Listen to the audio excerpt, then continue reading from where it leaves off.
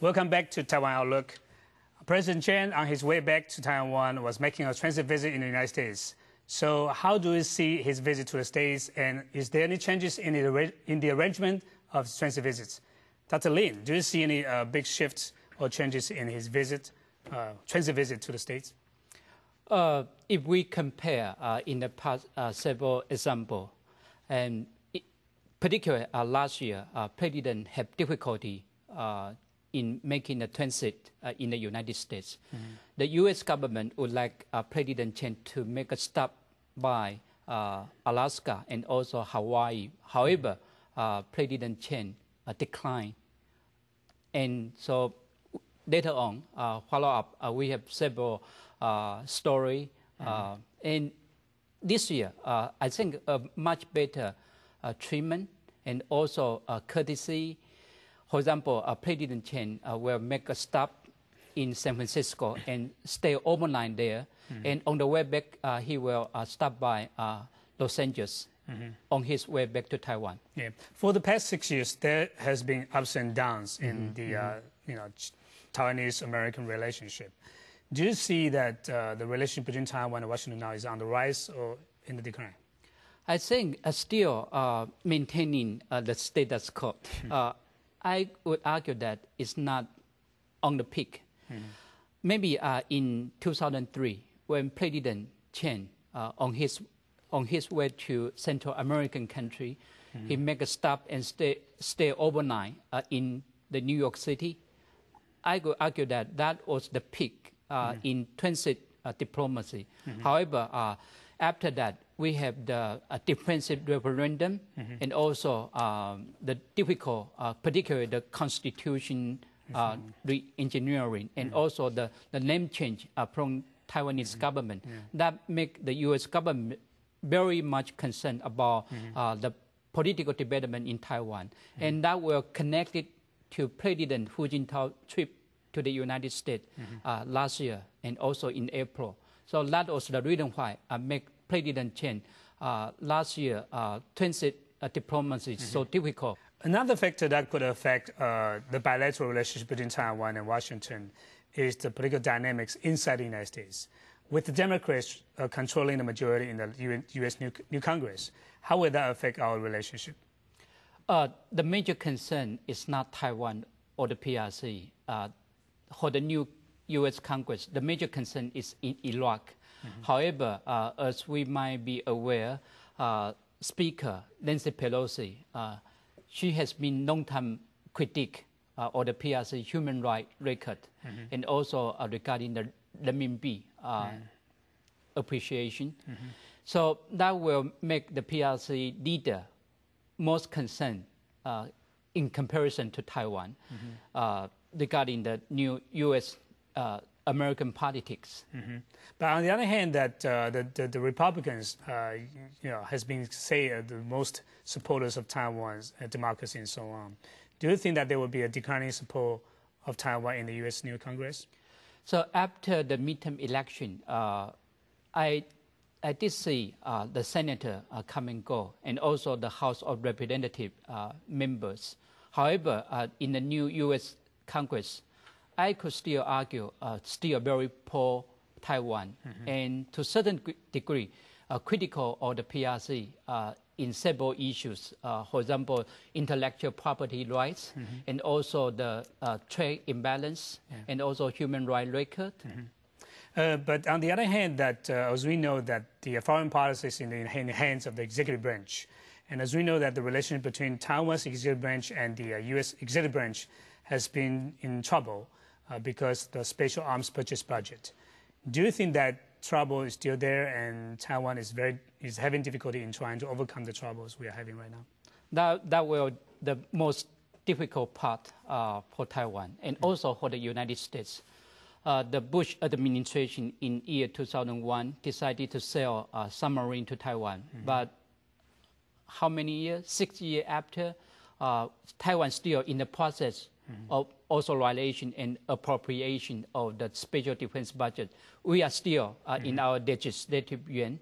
So for certain supporter of the Taiwanese stronger defense, they could argue sometimes they are even critical of Taiwanese, not only the opposition party, but also the ruling party, the DPP, for the lack of action in that regards. But some American friends are also arguing that without passing the arms budget, Taiwan demonstrated that Taiwan has no political will to defend herself.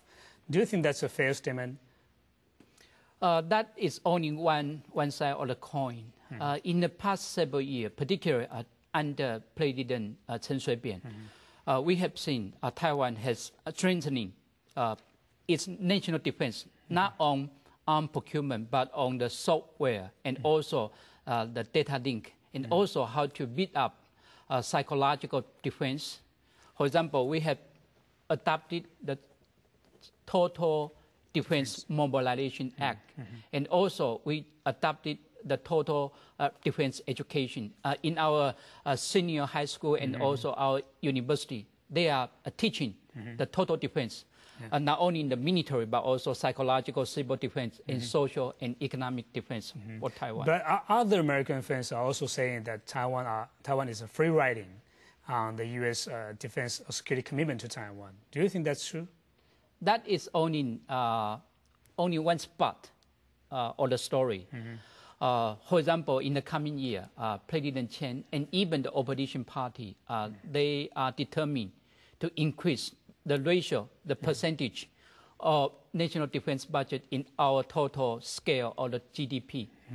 So maybe next year, 2008, Taiwan national defense budget will amount to 3% of our total GDP. That will almost equivalent to 9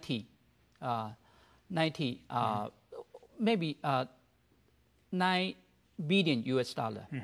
But in contrast to the troubled defense cooperation between Taiwan and the U.S., Japanese-American defense alliance has been improving in the past few years with the 2+2 talks, several rounds of talks. How do you interpret the strengthening of ties between military ties between the U.S. and Japan? So if we compare three cases in Japan, South Korea, and Taiwan, in the case of Taiwan and South Korean political development, that will create the new security concern for the United States. But in the past 5 years, in Japan, Koizumi, the Prime Minister of Japan, and also President Bush, these two leaders, they are quite determined to tackle the issue, not only in Northeast Asia, but also in the Asia Pacific. So they are determined to strengthening the U.S.-Japan security alliances. So we all kind of repositioning and also security realignments. So these two countries, even though the United States is going to withdraw 8,000 Marine from Okinawa. However, the Japanese government still under every means try to support and even appropriate a lot of financial resources to help the United States to relocate U.S. Marine from Okinawa to Guam. There are reports about the preparation on the part of U.S. and Japan for the contingency of possible Taiwan Strait crisis. Do you think that's a possibility? You just mentioned the 2+2 in February 2005. They have put the stability and peace of the Taiwan Strait as one of the major common strategic objectives of these two countries. So in that case, if Taiwan is undergoing a new crisis, not only in the United States, but also Japan, they need to take every means, try to maintain the stability in this region. So in that regard, I could argue that these two countries are preparing for the worst, all kind of scenario. In recent years or months, we've been hearing one new concept, which is hedging strategy. What does it mean by hedging strategy on the part of U.S. and Japan? That means to have the engagement, but also have the containment as the worst case scenario. So that is the dual hands. You have two hands. One hand is soft, the other hand is hard. So with these two hands, I could argue it's hedging. You try to avoid risk in your foreign policy. You try to avoid challenges in your strategic planning in the Asia Pacific. You've been talking about the worst case scenario. What's the worst case scenario with China's rise challenging the U.S. leadership in this region? If we look back in the past 2 years, the PRC nuclear power submarine intruded territorial water of Japan. And also the PRC or the People Liberation Army nuclear power submarine, they are in the close counter with the Kitty Hawk, the U.S. aircraft carrier battle group. So with that kind of encounter, I could argue that today the PRC is not only a brown water Navy, they are approaching to the blue water Navy, and that will increase the danger or the close encounter not only between the U.S., Japan, and also the PRC. The U.S. Pentagon has been publishing reports on the PRC's military power for the past few years. Do you see any, most important findings in those reports, especially the most recent ones? I could say the hidden, the underestimated PRC defense budget. They claim about 35 billion US dollar, but several researchers argue that it should be timed 2 to 3. And for example, the PRC does not include the airspace program into the national defense budget.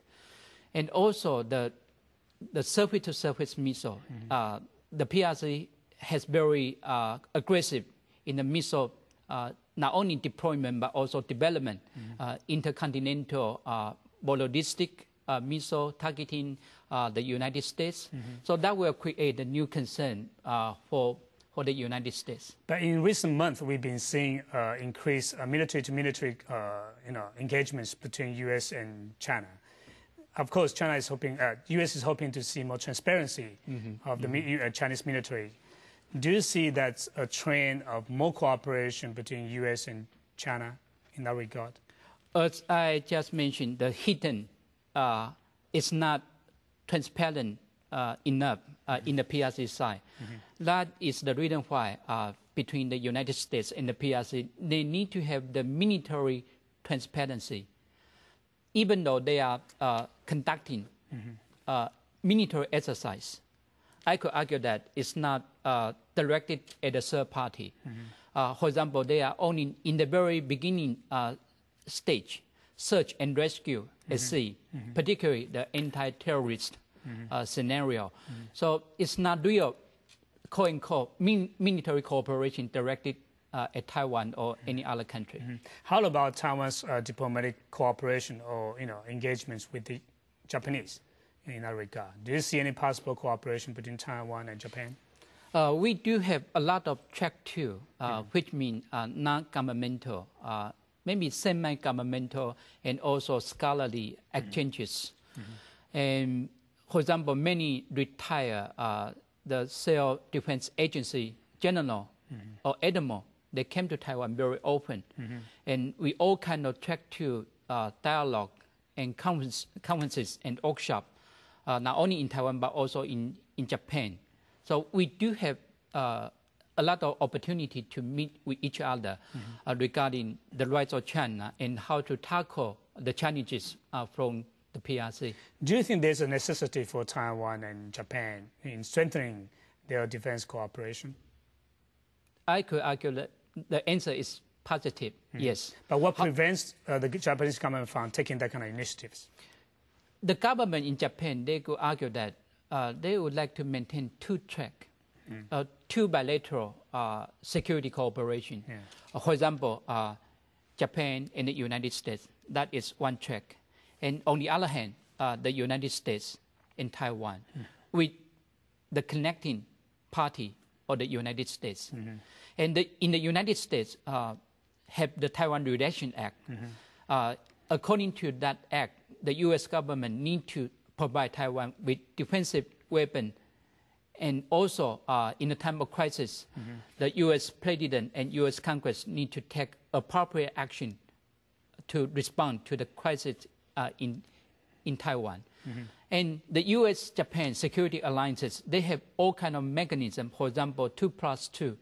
So in the government in Japan, they could argue that if that kind of mechanism could be worked out, that will decrease suspicion from Beijing, from the PRC. As you said earlier, that former Prime Minister Koizumi had been the key leaders in bringing the two countries, U.S. and Japan, closer. With the new leadership of Prime Minister Abe, do you see any possible continuation or changes in the Japanese foreign policy and security policies? In the case of U.S.-Japan security arrangement, I could say continuation in that regard.